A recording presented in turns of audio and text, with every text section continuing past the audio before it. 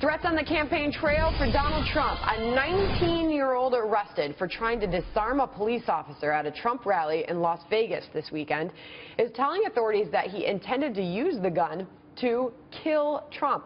The teen said that he has been planning an attempt on Trump's life for about a year and would try again if he were out on the streets tomorrow. Here to weigh in, Trump surrogate and former Apprentice contestant Erin Elmore. Erin, good morning.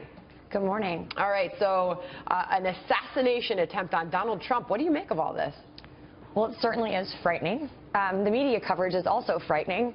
You know, if this was Hillary Clinton, I think it would be a play-by-play and would be watching everything unfold. But this largely went uncovered because it was Donald Trump, and I think that's very unfair. Well, and here we are several months still from the actual November general election.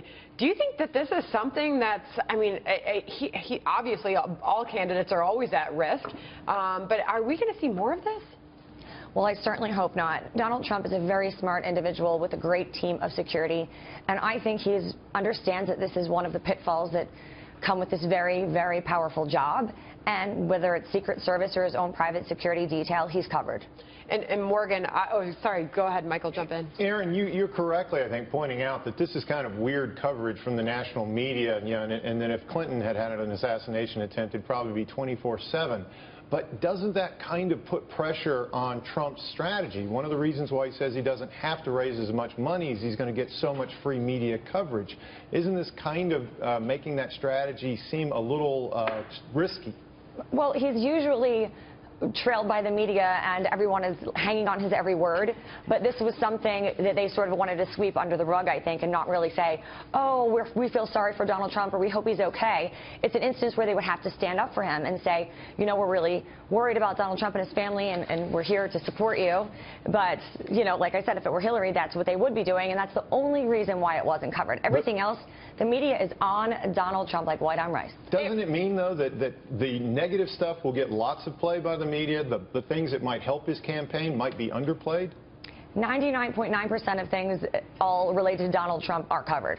So positive, negative, it's all out there, but Fair the media, but people are loving it. So the American people are really enjoying it and are supporting Donald Trump, so I think it's working out just fine for Trump. All right, Erin, Morgan Ortegas is here. So, Sandra, I think today is a pivotal point in the campaign because Hillary Clinton is going to give a speech in Ohio today, as we've discussed, outlining and her attack plan on Trump's business record and what she thinks that he would do for the American economy. What I'm looking for today is who stands up and defends Trump and the Republican Party? Who comes out and speaks for him? And does the campaign have an apparatus to get the surrogates out there, which normally happens in a national election, to defend their nominee?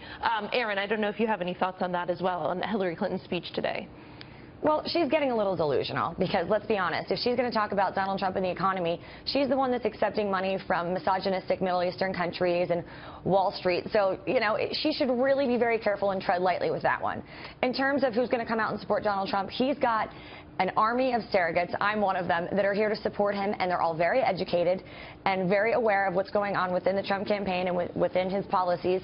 So I really don't foresee this being a problem at all. Hillary Clinton's just speaking to her peons out there. Erin, you know what the line of attack is going to be, that Donald Trump, you like Donald Trump because he's a businessman. Well, look at all his failing companies. We had Mark Hanna on earlier throwing around that very argument. How do you defend that argument? Because we're likely to hear that from Hillary Clinton.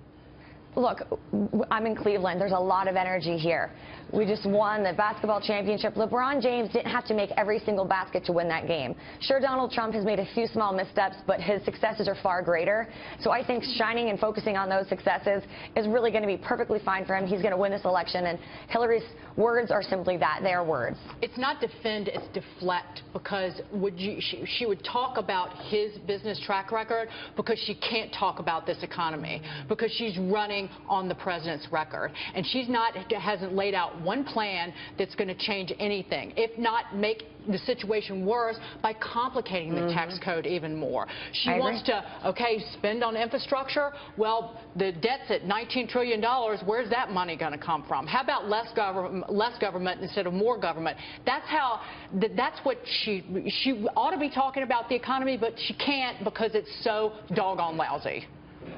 Couldn't have said it better myself. And Erin, I went to dig up the exact quote from Hillary Clinton the day she said she's putting her husband in charge of fixing the economy because, you know, her camp says that she's been misquoted on really how she said that. But here's what she said. She said, my husband, who I will put in charge of revitalizing the economy because he knows what he's doing. Trump has an opportunity to really strike on that note, right? Because here she is coming off of 8 years of President Obama, where many people say, and the polls show, they don't feel like they're any better off today than they were when he entered office. Certainly not. The quote I hear a lot is, when I voted for Barack Obama, I signed up for Hope and Change, and all I got was more IRS agents. And that's the truth. So she's just an extension of that. All right. Are you worried about anything at this point, though? Money seems to be a concern, Erin. Absolutely not. These people are coming out in droves for Donald Trump. He's got a much leaner, smarter, tighter organization. Hillary is a big, bloated establishment organization, so she needs a lot of money. Donald Trump has supporters all over the country that are pouring in money, and it's going to just keep going. All right, Erin Elmore, thank you for joining us. Thank you. Coming